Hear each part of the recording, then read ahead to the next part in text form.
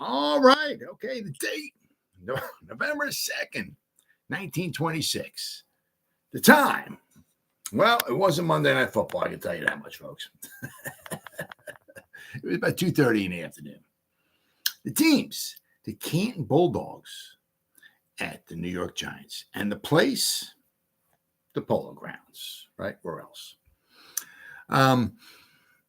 This was actually be about the only time that the Giants and the Canton Bulldogs ever faced off against one another. They were supposed to have played earlier in the year. Let's see here. There was a game that was postponed or got canceled.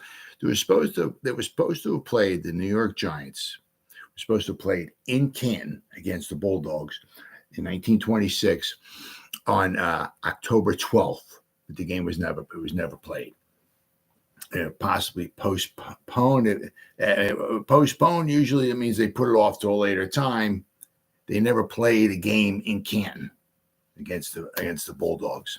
So for whatever reason it got canceled. So this was the only time that the Canton Bulldogs and the New York Giants went head to head. There was one other time. It was like, I don't even want to call it preseason, because back then it wasn't it was like exhibition games. 1932, was it? Yeah.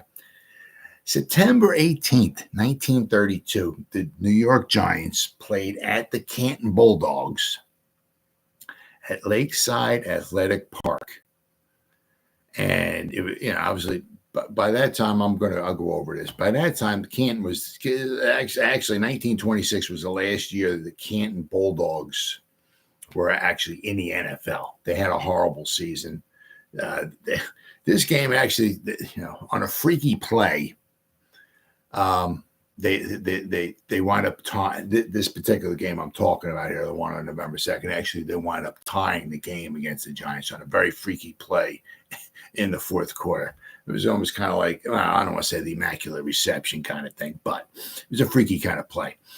But so Canton had a horrible season in 1926, and they wind up, that was it. So the team that formed maybe later on, in this 1932, the Giants played at Canton. I said it was September 18th, 1932. They beat the Bulldogs 33-0. The Canton Bulldog team, this was not, a team that was in the NFL. This was not the NFL. They were an independent team. They were not They were nothing associated at all with the team that was playing the Giants right now. Let's see if I can pull this up. I know that they had a bad 1926 Canton Bulldogs. They were, what were they? They were 1-9-3. Okay, they were, So basically, they played 13 games, and out of the 13 games, they lost 9 of them. So they had 3 ties and they had 1 win. This just happened to be one of their ties. Let's see here.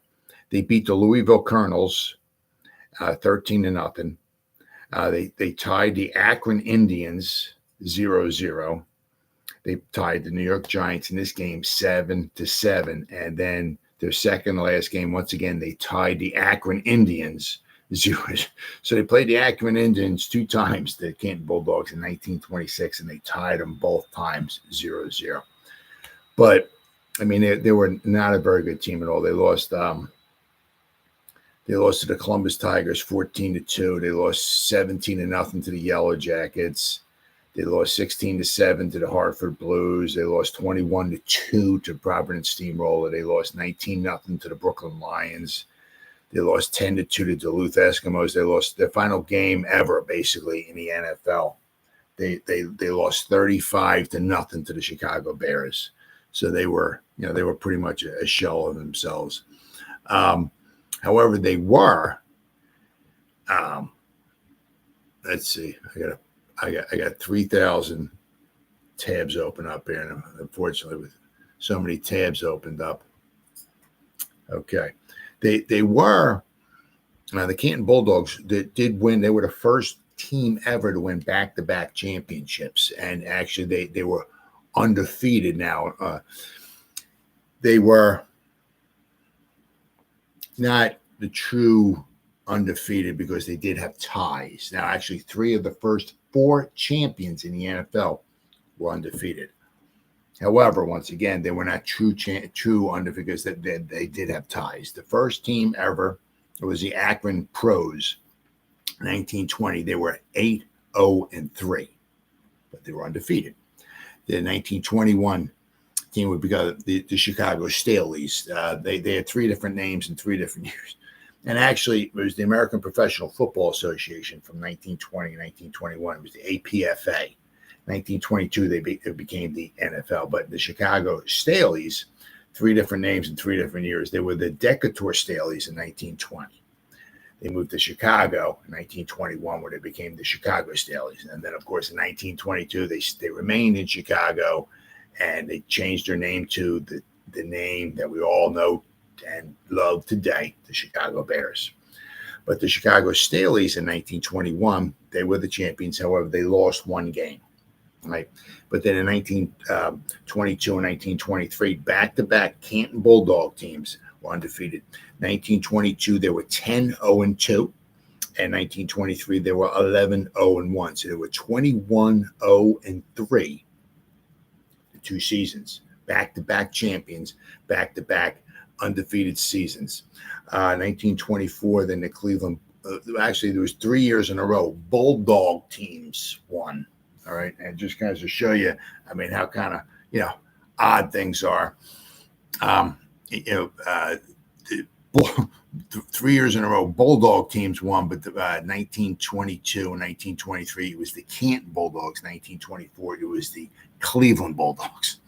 And then just it goes to show you how odd things are. The first year the Giants started playing was in 1925, where you had the Cleveland Bulldogs and you had the Canton Bulldogs. I mean, that would be like the Tampa Bay Cowboys and the Dallas Cowboys. It was just odd back then. Jim Thorpe, who played for the Giants in 1925, he made his way around. Let me tell you what. He was it 3 different teams he played on in 1925? Yeah. He played on 3 different teams in 1925. It's just weird.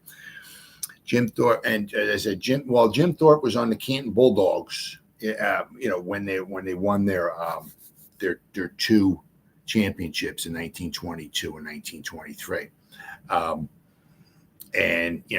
But by 1925, he was, I believe, 38 years old. So he was getting up there. So the Giants signed Jim Thorpe to play for them. I mean, because the Giants, they needed a draw. They needed somebody. They needed a name. And Tim Mara, the owner of the Giants, saw that. He noticed that. They played in the Polo Grounds. It was in New York City, the media capital of the world and all that. And the problem that the teams had back then was getting rear ends in the stands. But not only so much that, paying rear ends in the seats in the stands. Now, Tim Mara gave away thousands and thousands of free tickets just to get people to come in, because professional football at that time was not as well liked as it is today. Today it's a frenzy. It's people passionate about the pro football nowadays. It wasn't like that back then. Back then, boxing, college football, horse racing, baseball were huge back then. Professional football was not. So Tim Mara, when he bought the Giants, he wanted to get a draw, a big name. So he wound up getting Jim Thorpe, and Jim Thorpe was played. It was it was kind of like an odd kind of contract. He was either $200 or $250 per half. Now he signed a contract that he would play because he wasn't in the greatest shape and all. And let's not forget, back then, right, 1925, when you were on the field, you were on the field. There's no, Guy running back gets the ball, he runs, puts a juke on, gets a 37-yard gain, who runs out of bounds, waving to the sideline. Yo, I need some Kool-Aid. I need a blow. Oh man, you came off the field, you were dead. They're dragging you off. There were some substitutions, but the guys played 60 minutes. You went on the field. It's like, all right, bro, we'll see you. We'll see you after 60 minutes of football. He played 60 minutes, but he had so you had to be in pretty good shape, okay, to play back then. And so Jim Thorpe wasn't in the greatest of shape. So what he did was he signed a contract. I said, I think it was $200 per half until he got into playing shape. Then he would start playing, like, I guess, the full game. But he would only play like a half of football, and he only made it through the first 3 games for the Giants. He got hurt in the 3rd game of the season. The first game ever, the first home game ever for the New York Giants was against it was on October 18th, 1925. It was against the Frankfurt Yellow Jackets in the Polo Grounds. Jim Thorpe got hurt. I believe it was his knee that he got injured, and he never played for the Giants ever again. However, his knee healed up, and he would wind up playing for the Rock Island Independents. He played a couple games for them, and then after the season was over with, they went on like this barnstorming tour. I mean, because basically what it was that the season, it was over, but it wasn't over. If Jim Thorpe could take his name, right? As he was. I mean, he played baseball. He won medals in the Olympics. He played football. Most people regard him as like the greatest athlete of all time. I mean, I mean, Bo Jackson was good in baseball. He was good in football. But Jim Thorpe won medals in the Olympics. He played football. He played baseball. Professional. So he was highly regarded as one of the greatest athletes of all time.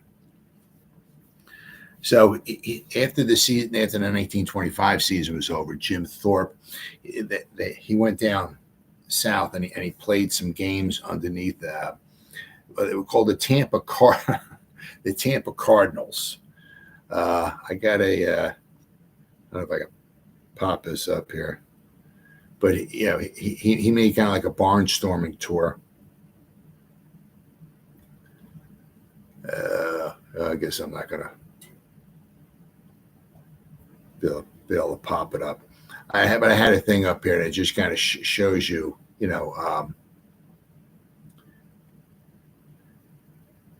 let's see. Whoops.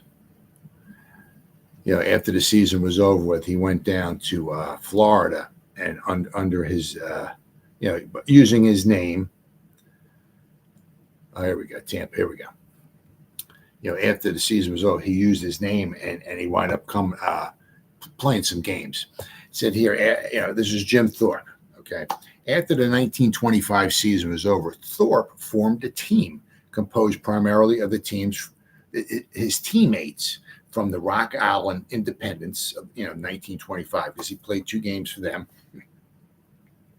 They played several games throughout Florida because obviously in the northeast, in January, it's cold. The first game they ever played was on January 1st. It was against Red Grange and the Bears. But so what they did was they went down south in Florida, where it's maybe 60 degrees or so in January. And, so it's comfortable to play some football. So you go down there to make some money. So, in 1920, very beginning, 1926, New Year's Day, first day of 1926, they played a football exhibition game. His name was, they came up with the Tampa Cardinals. He played against the Chicago Bears, led by Red Grange. The game itself was billed as a clash of old versus new, with Grange, the rising star, taking on Thorpe, the aging legend. During the game, Grange rushed for a 70-yard touchdown as the Bears notched a 17-3 victory at Plant Field. After the game, Thorpe and the core of his Cardinals teams remained in Florida to play a few barnstorming games under various other names. Now, interestingly, the Giants went down to Florida, and they played 3 games down there. They played against Coral Gables team, 2 of them, and one of them was against a Jacksonville All-Star team. But they did not want to playing against. They didn't play against Red Grange, and they didn't play against Jim Thorpe. But the Giants did play 3 games in Florida. However, I said they never crossed paths with Jim Thorpe. But the Cardinals with Jim Thorpe were hired to supplement the lineup of the Haven Villa of Winter Haven, a local club out of Winter Haven. The Villas were set to square off on January 7th against the Millville Big Blue, a successful independent club from New Jersey. Now, Millville is about 20 miles away from where I'm sitting right now. We're in South Jersey, right? Let's see. The Millville Big Blue was headed up by Guy Chamberlain. Chamberlain was a friend and former teammate of Thorpe during the time with the Canton Bulldogs. Despite being scheduled to appear, Thorpe did not take the field during the game. The exact reason for his absence is not clear. The Cardinals Tampa Bay, lost the game 28-7. A rematch against Millville was soon scheduled. For the game, the Cardinals headed to St. Petersburg, Florida, where they were billed as the St. Petersburg Cardinals. So they go to a different place, they become a different team. It's just crazy. However, this time the Millville team had been hired to represent Haven Villa. The game was held at the St. Petersburg Kennel Club on January 14th in order to accommodate an anticipated large crowd. However, the game drew just 300 fans. The time the Cardinals held the Millville Haven Villa to a scoreless tie. On January 16th, the Cardinals with Jim Thorpe, the team's 4th game was a 3-0 win over a Sarasota team of collegians constructed by former Florida Gator Robbie Robinson. Thorpe provided the only score with a 40-yard drop kick. Another matchup against the Millville Haven Villa team was arranged for January 20th in Winter Haven to be played at the local high school stadium in front of just 500 spectators. The Cardinals would wind up losing 38-0.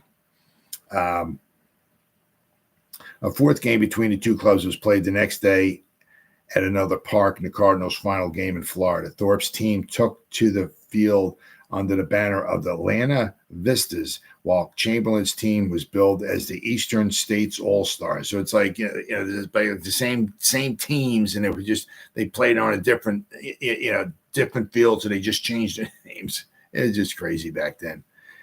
The Cardinals lost again 24-0 to Millville. The team then ended its season due to a lack of interest that led to a disappointing fan turnout. The team finished the tour of Florida with a 1-4-1 record. So, I mean, they went down there to play some games, after the season was over, basically, obviously to make some money. Plain and simple. But it never turned out where they actually wound up making money. So, but in 1926, Jim Thorpe was back once again playing in the NFL, but he was playing with the Canton Bulldogs. Now, interestingly enough, in this game here, November 2nd, let me see. Jim Thorpe did not play in this game. He had a couple. Let's see, were they broken ribs? Let's see if I can pop this up here.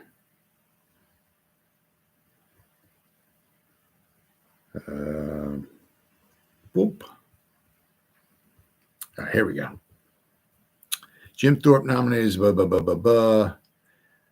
as team was with the New York Giants on Tuesday. Obviously, this game, interesting enough, this game was played on a Tuesday as well. The Indian star of other days sat on the bench and nursed 2 broken ribs. So he didn't play. I'm sure he would love to have played in this game because, the Giants let him go when he got hurt in 1925. So I'm sure he would have loved to play in this game against his former team, the New York Giants. But he had 2 broken ribs, suffered in a game in Detroit on Sunday while the Bulldogs were coming from behind, and they tied the Giants. So let's see here. Once again, I apologize. I got 7,000 tabs open up here. But he had played. Let's see if I can. Here we go. Canton Bulldogs. So they lost to the Detroit Panthers. They played in Detroit. 2 days earlier. That just goes to show you how crazy it was. The Canton Bulldogs played on Sunday, October 31st in Detroit. 2 days later, November 2nd, they were in New York playing against the Giants. Now, interestingly enough, the Giants had a little bit of a breather. All right, they kind of lucked out. If I can pop their schedule up here once again. Oh, there we go. The Giants, interestingly enough, they had a little bit of a breather because their game. The Giants had a game scheduled for October 31st, Halloween. All right, and then they were supposed to.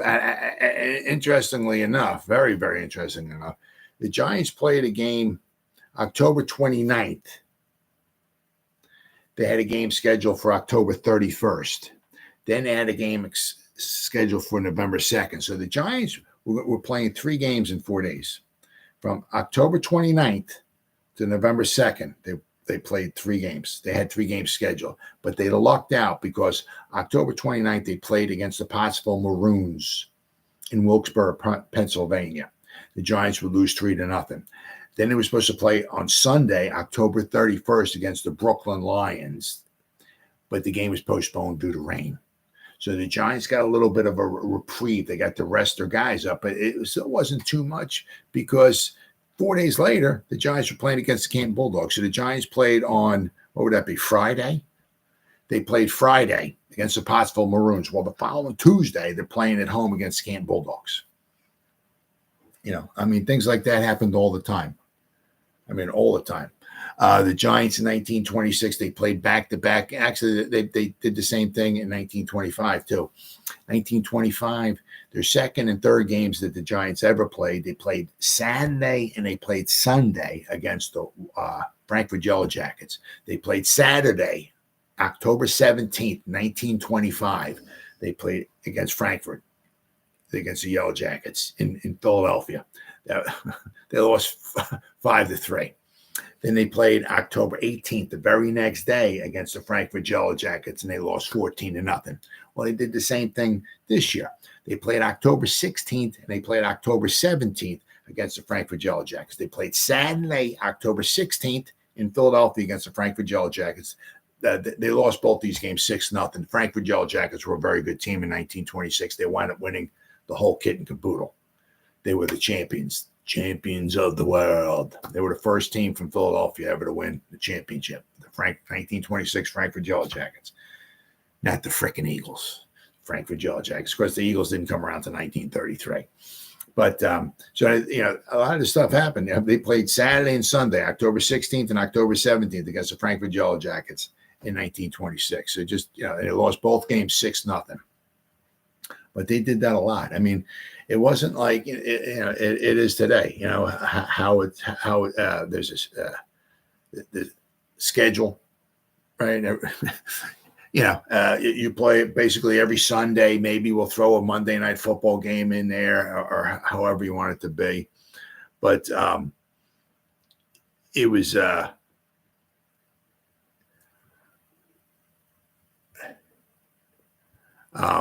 Very, very interesting back then. As I said, they played a lot of games like back to back, just basically was just to win money, just to try to get money. I said that there's no, there's obviously no TV revenue, way it was back then.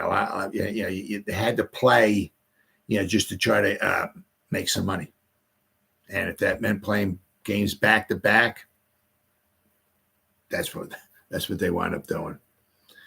All right, so this game here, interestingly enough, this was also played on.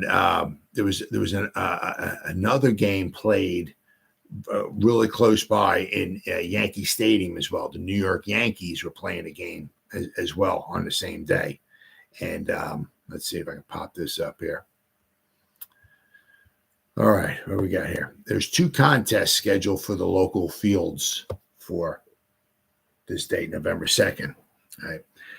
And it says, having met with consistently rough treatment at the hands of the weatherman when they tried to play on Sundays. Now, interestingly enough, when the Giants tried to play, as I said, this past Sunday, right, October 31st, the game was rained out. The fields were just there was no drainage or nothing like that. The fields just became like ponds, right? Well, the Giants game got rained out. So did the the American Football League. The first ever American Football League was only lasted one season. It was 1926. It was formed, and there's a team. The New York Yankees played at Yankee Stadium. Well, the problem is that you got the New York Yankees playing and the New York Giants playing at the same time, and the proximity is so close. I mean, basically they're separated by it's so close. The Yankee Stadium and the old Polo Grounds, which obviously is not around anymore. I mean, let's see. The original Yankee Stadium is on the southeast side of the Bronx side of the Harlem River. Basically, the Polo Grounds and the Yankee Stadium are like right by the Harlem River, separated by a bridge, right? And the Polo Grounds was on the northeast side of the Upper Manhattan side of the same water channel. So basically, you got the Harlem River, as it was called, right? And then you got these two stadiums right on the river there. There's a photo I'm looking at. They're so close in proximity. The one problem is that you had, two teams trying to play at the same time, right, in the same city, located half a mile from 3/4 of a mile apart. And that's like if you're taking the roads and all that. If you go as the crow flies, it's maybe a half a mile at the most between the two teams. It's crazy, absolutely crazy. But the thing is at the time, so now you're trying to get people, paying people to come to watch these football games. And, there wasn't a lot of crazy interest in professional football back then. So to have two teams playing same time, same day, same proximity, you're just cutting each other's throats. And that's why the AFL only lasted basically one season, right? The New York Yankees of the 1926 AFL only lasted one season. And there was 9 clubs that played in the AFL in 1926. And a lot of them folded up before the season was even over, because they just couldn't, there was not enough. It's kind of like the way it is like now. Just say, like, let's expand the NFL. I mean, we don't, there's not enough good quarterback play to go around, right? So let's expand the NFL, right, and dilute it even more. It's just still kind of the way it was back then. There's not enough paying customers, and teams are going to suffer, and the AFL wound up suffering big time. The 1926 New York Giants, they lost some money as well too, financially. They did lose money, but Tim Mara was a bookkeeper, which was illegal back then, so he was able to supplement. If the Giants needed some cash, they were running low, or they couldn't afford to pay their ball players, but he could supplement it with his bookkeeping and keep the Giants afloat. There was also questions to whether the Giants, could stay afloat, because long story short, they were losing. They lost a lot of money. In 1925, they made it up in one game. The one game, December 6th, 1925, the game that might have just saved the New York Giants when the Chicago Bears and Red Grange came to play in the Polo Grounds. The Giants were about $40,000 in debt. So let's say they played 10 games that season. Well, they played 12 altogether, but they had played 10 games. They had 2 games left. And they played 10 games. They were about $40,000 in debt. Well, thanks to Red Grange and the Chicago Bears, there was over 70,000 people who showed up on December 6th, 1925 at the Polo Grounds. And not only Tim Mara, he wiped out his debts. He actually made a little bit of money because of that one game. But in 1926, the Giants, they were losing money as well, too. Right?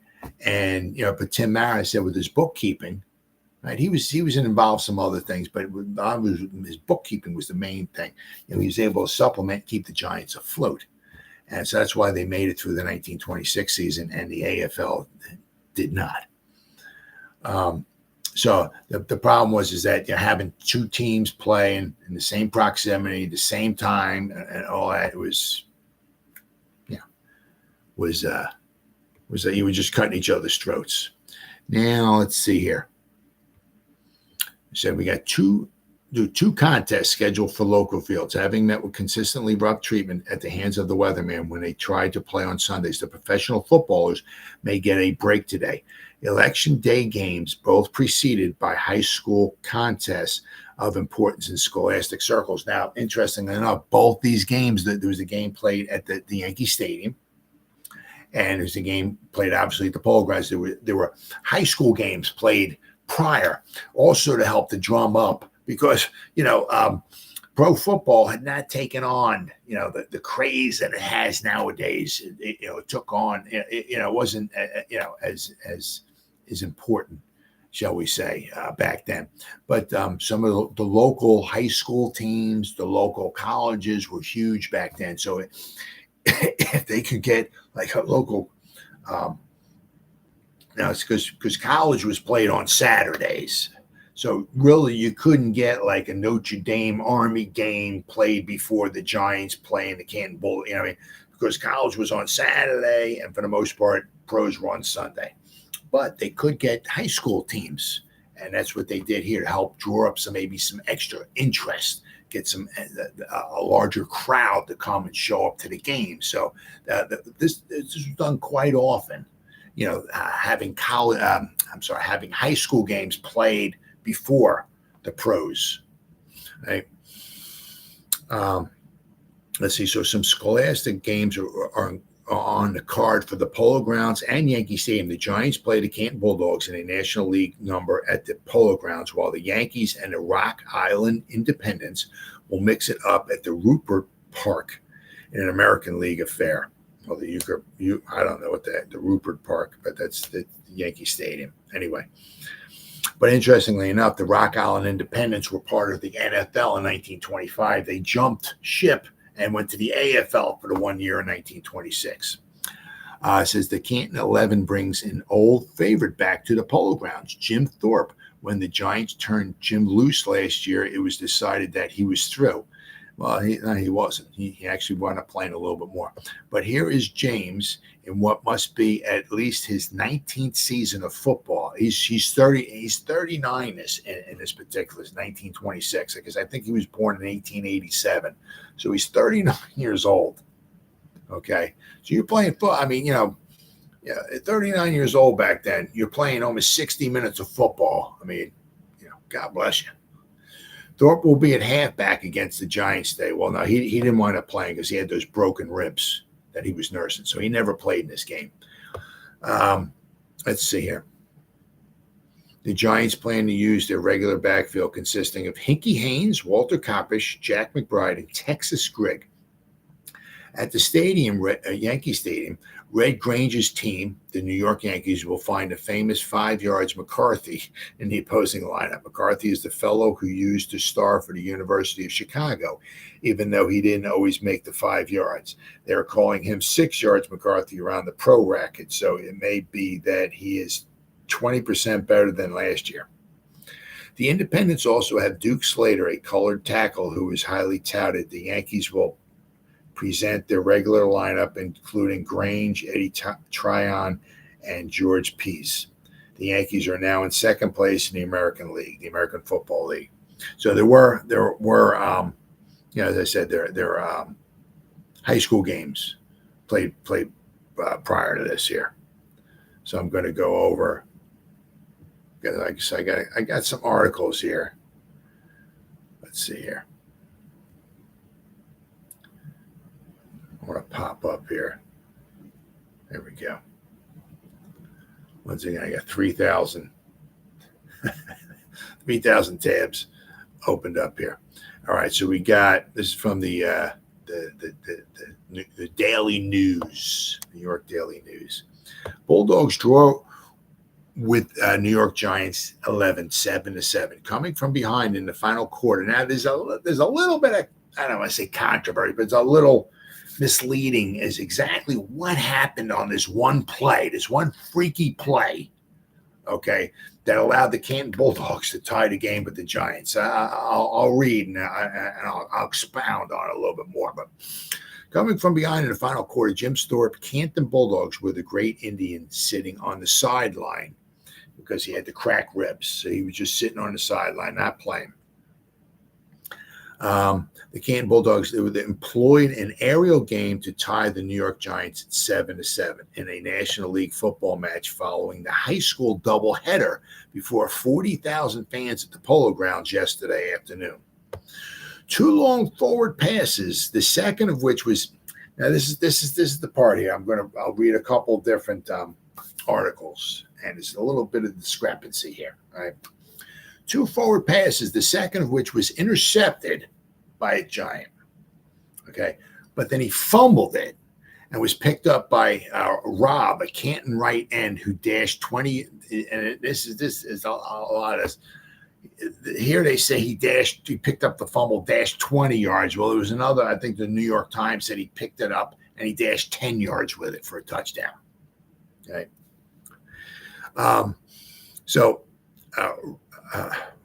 Guy Rob Canton, the right end, I'll go over the starting lineups too as well. Dashed 20 yards for a touchdown. He erased the advantage gained in the preceding quarter after Hinkie Haynes negotiated a 45-yard run through a broken field a la Grange and put the Giants in position to score by line smashing and a short end run by the former Penn State star himself.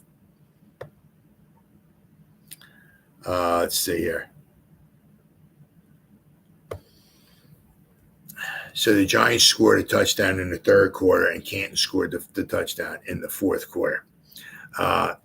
Tilly Voss was the Giants' left end. Steve Owens was the Giants' left tackle.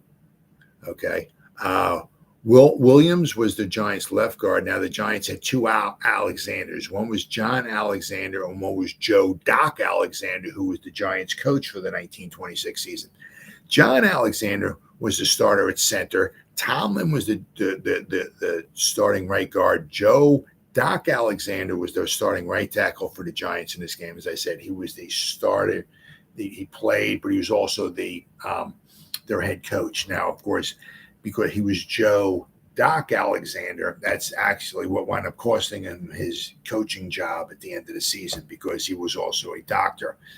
The Giants, after the 26th season, wound up letting him go because they wanted a more of a full-time coach. Now, the one thing was because he was a doctor, Joe Doc Alexander, a lot of times, the practices would be like in the afternoon. Like, I think, if I remember correctly, it was like around 3:00. Well, sometimes because he was a doctor, he couldn't always get there at 3:00. Sometimes he'd get there at 4:00 or whatever. Sometimes he'd get there and the guys were already practicing. So they're there practicing and the coach isn't even there. So the Giants wanted somebody in there, and they got Earl Pottiger. It's either Pot or Pote, Potteiger, Pottiger, I believe it is. So they got him. He was the coach for the Giants in 1927 and 1928 as well too. But Joe Doc Alexander, he was the Giants head coach and player for the Giants for this one season. Carney was the Giants' right end. Grigg was their quarterback. Kopish was their running back, or the right halfback, I guess you'd call it. Hinkie Haynes was the left halfback, and Hill was the fullback for the Giants. For the Canton 11, Little Twig was their left end. Flattery was their left tackle. Nichols was their left guard. Kyle was their center. Henry was their right guard. Stein was their right tackle. Rob was their right end. Roderick was their quarterback. Marker was their right halfback. There was two Rob brothers played. The left halfback was a Rob, and their fullback was Butler. And I'll go over their names in just a moment here or so. There's another one here. Giants played this, and once again, this is a bit odd because the reports that the Giants played in front of 40,000 fans. There was another article I think I saw them playing in front of 45,000 fans, and this article here says they played in front of 30,000 fans. It says Giants Bulldogs play tie before 30,000 Grid fans. Canton comes from behind to score a touchdown in the last period. Before a job of 30,000 spectators, a good part of them schoolboys, the New York Giants and the Canton Bulldogs played to a 7-7 tie at the Polo Grounds today. In the third quarter, Hinkie Haynes crossed the goal line for the locals while Hogan accommodated with the drop kick to put the extra point. In the final quarter, the visitors evened the count when S. Rob found his way through it for a touchdown. Henry followed with a drop kick. So once again, to tie it up. So I just read that just because it's such a discrepancy in Now this article here says a crowd of 45,000 fans. So such a discrepancy. Fats Henry kicks for the tying counter in the final quarter. A crowd of 45,000 fans sees former world professional champions, meaning the Canton Bulldogs, of course. Yeah, that was the former, but that 1922 and 1923. This is 1926. So, but see, former world professional champions fight Hinkie Haynes' great Gotham 11 to a standstill at the Polo Grounds. Griggs, Rob score Ohioans touchdowns via aerial route.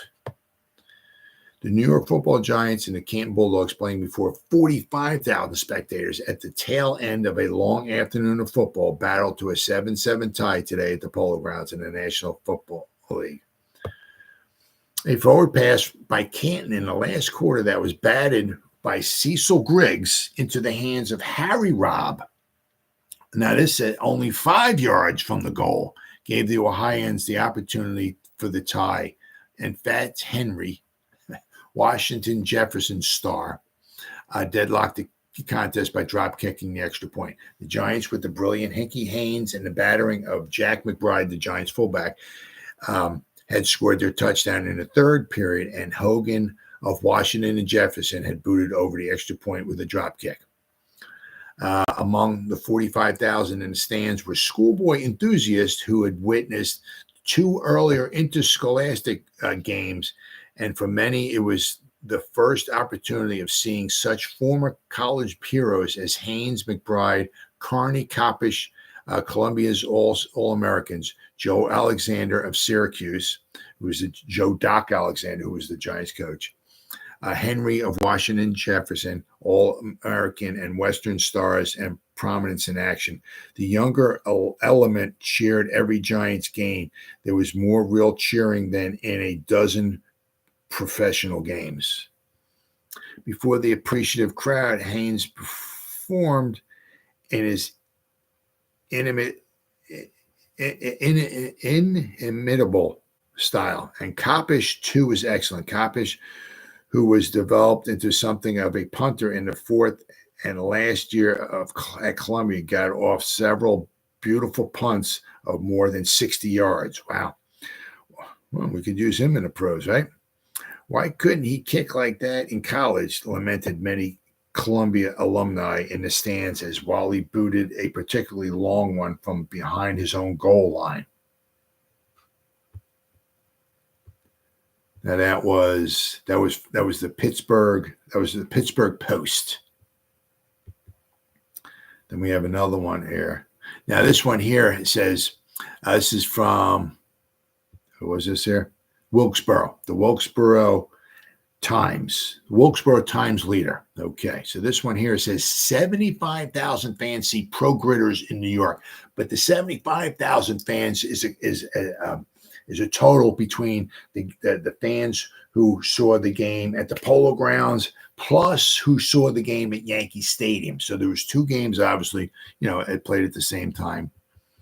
The Giants tie Canton as 45,000 look on. Grange wins before 30,000 at Yankee Stadium, but both were great contests. It says, using a well-developed forward pass attack, the New York Yankees of the American Football League thoroughly trounced the Rock Island Independents before 30,000 fans at Yankee Stadium yesterday. The score was 35-0. The cast of Red Grange and company was too strong for the Rock Islands from Illinois. They were too strong for the Illinois team. The Grangian scored 5 touchdowns and as many points after the goals. The Yankees unleashed a furious aerial attack for which the visitors apparently had no defense. Grange's pros scored twice each in the first and fourth periods, and to add insult to injury, scored another in the second. Tryon made 3 successful kicks from placement after the touchdowns, and Cogliner added 2 more. Then 45,000 people saw the game at Giants Stadium. 2 long forward passes in the fourth quarter enabled the Canton Bulldog football team to gain a 7-7 tie with the Giants at the Polo Grounds. That, as I said, these games were played on Election Day, Tuesday, November 2nd, Election Day, for whatever reason. And the Giants played a game the year before on Election Day as well. Crazy. The crowd was the largest of the season in view of the fact that 3 games took place at the McGraw Stronghold. McGraw was the McGraw Stronghold, in other words, means the Polo Ground. McGraw was the manager of the New York baseball Giants. So the McGraw Stronghold, McGraw was he was the manager for the New York baseball Giants for about 300 years. He was there for a long time. But if you go back into the 1920s and you say New York Giants, people are like, oh, yeah, baseball. Yeah. No, they're not thinking football. They're thinking baseball. There were 2 high school contests preceding the professional encounter. So there were 2 high school games played before the Giants played. And I think in this other article from the New York Times, I think it goes over that and explains, I think it goes over who the high school teams were. Although the Giants were held to a tie, they reeled off far more yardage than the visitors. The Giants accounted for 10 first downs to Canton's 2. And both of those were made in the last quarter when the score was tied. So basically, Canton, the first 3 quarters, Canton didn't even get a first down. Right? And back then, actually, 10 first downs, if you can make double digits in first downs back then, that was a lot. Right? The Giants made most of their first downs at midfield, where they were practically worthless. Whenever they advanced as close as the 30-yard line, the Bulldogs showed a tighter defense to, basically to stop the Giants. So I got this article here, all right, from the New York Times, which I want to read. And this gives you a little bit better. It's a little bit longer than the other ones. As I said, sometimes there was not the greatest, shall we say, coverage in the world back then. This one's got some length to it here, okay? Batted pass ties football's Giants. Robb catches a toss on a rebound to give Canton a 7-7 all draw in the final period. Haynes gets a touchdown, scores on a brilliant reverse play after mates thrice fail from the 4-yard line in the third quarter. One of the unusual plays of football gave the Canton Bulldogs a 7-7 tie with the New York Giants in the National Football League game at the Polo Grounds yesterday afternoon. The play came late in the fourth quarter with the Bulldogs on the short end of a 7-0 score and the Giants goal line half the length of the field away. So basically they were like half a field away. Vic, the Canton halfback, cut loose with a 40-yard pass that went straight and true for an eligible Canton player, hovering on the Giants' 10-yard line. A Giants defense man, however, covered the Canton receiver and slapped at the ball in an attempt to knock it down just as the Canton man was about to catch it. Now, in that other article, it said the Giant guy caught the pass, he intercepted it, he fumbled it, the other guy scooped it up and ran it in for a touchdown. This one here says the guy knocked the ball down. Oh, he slapped it away, but it was fluttering in the air, right? So a Giants defensive man, however, covered the Canton receiver and slapped at the ball in an attempt to knock it down just as the Canton man was about to catch it. Ordinarily, the slap would have made the heave just another incomplete pass. It also made it a free ball. So as he's not knocked in the air, the ball's free, right? If you can catch it, it's a free ball, right? So it also made the ball a free ball. However, between the time the Giant touched it and the time it hit, just before it hit the ground, it was that short interval that S. Rob, a Canton back, racing down the field, caught the ball as it rebounded in the air and raced the remaining 10 yards for a touchdown. A moment later, F. Rob, his brother, added the point after touchdown, and the score was tied. So I said, so one said it was an interception and the guy fumbled it, and the other one said it was batted in the air and it was fluttering in the air. Basically, it was kind of like the immaculate reception kind of thing. It got batted in the air, and the guy was running down the field, caught it right just before it hit the ground, I guess, whatever, and ran it in 10 yards. One thing said he ran 20 yards in, and another guy said he ran in 10 yards. Up to the time of Vic's throw, a crowd of 40,000, that says 40,000 spectators. One thing said 30,000 spectators, another one says 40,000, another one said 45,000. Right? Up to the time of Vic's throw, a crowd of 40,000 spectators had been vastly entertained by two scholastic football games, and as keenly fought a professional game has been seen here this season. The Bulldogs brought to town a stalwart line and a backfield possessed of a wealth and power against these assets. The Giants presented a powerful backfield and a stalwart line with the redoubtable Hinkie Haynes added. Some of the language is this, but this is written 100 years ago, so. The lines were well matched. It would have been an even battle all the way, with lines and backfields evenly balanced were it not for Haynes. Through two periods, both teams tore at each other, passed at each other, and punted at each other without appreciable results. Then in the third quarter, Hinkie Haynes ran back a kick of Bats Henry beyond midfield. From this point, a deceptive play with the ball passed twice behind the lines gave Haynes an opportunity to run 20 yards around left end before he was brought down. McBride took the ball through the line for 5 yards and then added 8 more. The ball was down to the 6-yard line with 2 to go for a first down. McBride made it through the line, and it was first down on the Bulldogs' 4-yard line. Another drive at the line left only a half yard to go. The Giants evidently figured that they could make it through center and twice hit the middle of the Bulldog line. That line with Kyle, Henry, Flattery, and Nichols making up its middle never gave an inch. Fourth down, half a yard to go. Would the Giants try for a field goal, or would they try that stone wall again? They did neither. They gave the ball to Haynes on a reverse play. The former Penn State star switched from right to left and from left to right. Paused an instant while Carney, the old Navy captain, took out a Bulldog guard and a backfield man, and then slipped calmly through a 10-foot hole to score a touchdown without being tackled. It was one of the neatest plays shown in a day of good playing, and Haynes was warmly applauded.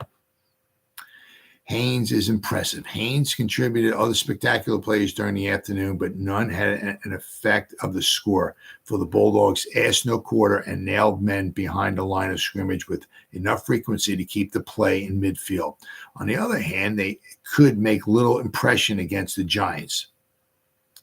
Only once more was there a chance to score before the game ended. This came later in the fourth quarter after Rob's touchdown, when the Giants marched 30 yards or more toward the Bulldogs' goal. Passes interspersed with shrewd line work gave them the precious yards, but again, the Bulldog line stopped the Giants' offensive. At this stage of the game, Hogan tried for a field goal. The ball barely missed its mark and went past the bar by inches. It was the last chance the Giants had to score, however, and the game ended with the ball in midfield.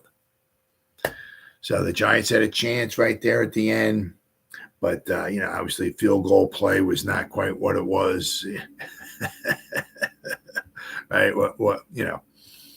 Let's see here. Here we go. Not quite what it was. And, so they tried. They tried. Let's see here. All right, let's see here. Now, here we have...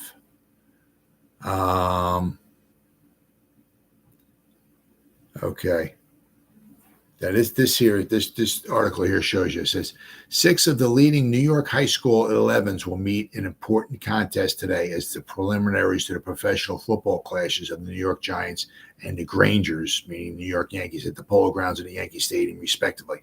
The Giants will meet the Canton Bulldogs, at 2:30, following a doubleheader between the Evander Childs and the George Washington and the DeWitt Clinton and the Stuyvesant, the former game to start at 12:15 and the latter at 1:15. So basically, the game's only lasted an hour long. I mean, obviously, there's no commercial breaks or nothing like that. I'm thinking back. I remember in my high school days, I meant that the quarters were only like 12 minutes long. The games didn't last very long. So they said, there were two games played.